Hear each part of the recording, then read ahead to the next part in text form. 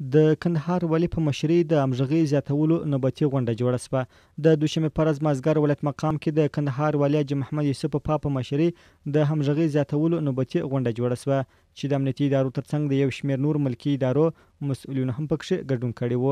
غونډه چې د قرآن کریم د څو مبارکو آیتونو په تلاوت کولو سره راپیل شوه، د کندهار والي ترڅنګ مرستیال والي الحاج مولوي حیات الله مبارک، د سترې محکمې مرستیال او د زون په کچه د تمیز محکمې رئیس شیخ مولوي سردار محمد صاحب، د علماو شورا رئیس مولوي حبیب الله آغا صاحب، د امر بالمعروف و نهي عن المنکر رئیس شیخ مولوي عبدالرحمن طیبی صاحب، د نظامی محکمې قاضي مولوي عبدالهادي همت صاحب، امنیه قمندان مولوي رحیم الله محمود، د استخباراتو رئیس مولوي عبدالرشید منیب، د 205 البدر قلی اردو رئیس ملا باری ګل اخوند، د ځانګړو ځواکونو قومندان حفیظ نظر محمد حبیب، د ولایت مقام د دفتر رئیس مولوي محب الله ګرمسری او یو شمېر نورو مسؤلینو هم پکښې برخه اخیستې وه.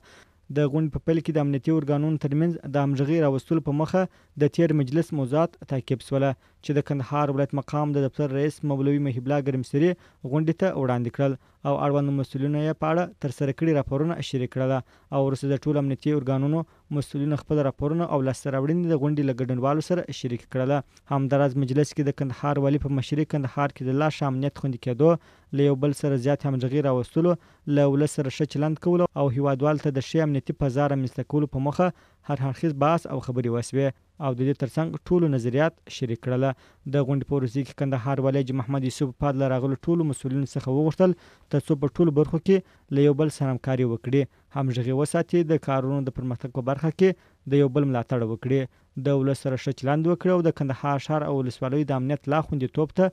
نور هم ځانګړې توجه ولري ترڅو ګران هیوادوال شپې ورځې په ښه امنیتي فضا کې تېرې کړي. وروسته د همغږۍ زیاتولو په موخه دا نوبتي مجلس د دعا په ویلو سره پای ته ورسېد.